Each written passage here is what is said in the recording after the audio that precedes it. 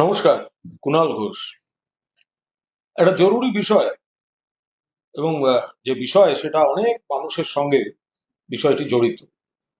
সেটি হচ্ছে পশ্চিমবঙ্গের মানুষের স্বাস্থ্য বীমা।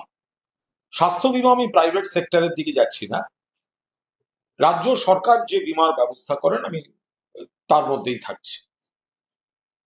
নির্বাচনের আগে অর্থাৎ বিধানসভা নির্বাচনের আগে একটা রাজনৈতিক তরজায় পরিণত হয়েছিল একটা ইস্যু, যদিও হওয়াটা উচিত ছিল না। স্বাস্থ্য নিয়ে এই তরজা হতে পারে না। সেখানে আমরা অর্থাৎ তৃণমূল কংগ্রেস থেকে আমরা বলেছিলাম যে মাননীয় মুখ্যমন্ত্রী মমতা বন্দ্যোপাধ্যায় স্বাস্থ্য সাথী যেটা করে দিয়েছেন তাতে 5 লক্ষ টাকা পর্যন্ত সব মানুষ একটা কভারেজ পাচ্ছেন এবং বিপুল সংখ্যক মানুষ এর উপকারও পেয়েছেন।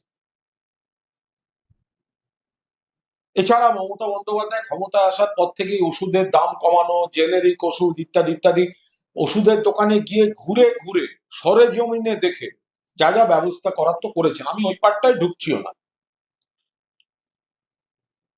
বিজেপি বলল আয়ুষ্মান ভারত করতে দিতে হবে। সারা ভারতে আমরা আয়ুষ্মান ভারত করেছি, তো আয়ুষ্মান ভারত পশ্চিমবঙ্গে করা যাচ্ছে না। আমাদের যুক্তি ছিল এখানে সব মানুষ 5 লক্ষ টাকা পর্যন্ত স্বাস্থ্য সাথী পাচ্ছেন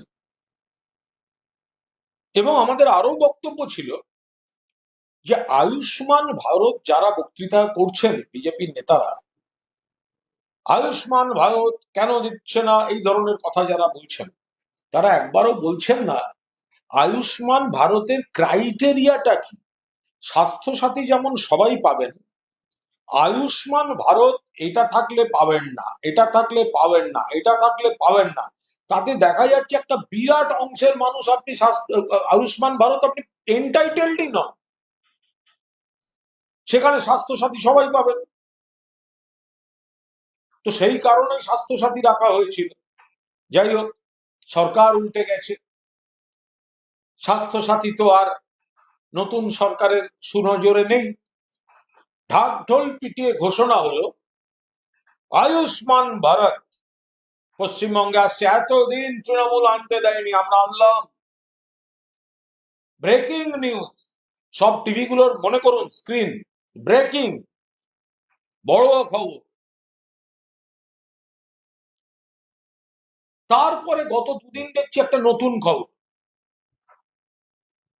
যে আয়ুষ্মান ভারত যারা সুবিধা পাবেন না তাদের জন্য মুখ্যমন্ত্রী ত্রাণ তহবিল থেকে একটা স্কিম করা হচ্ছে। এটা বাজেটেও লেখা ছিল, কিন্তু নাকি রাজ্যপালের ভাষণের বয়ানে ছিল না, বাজেটে কোথাটা ছিল।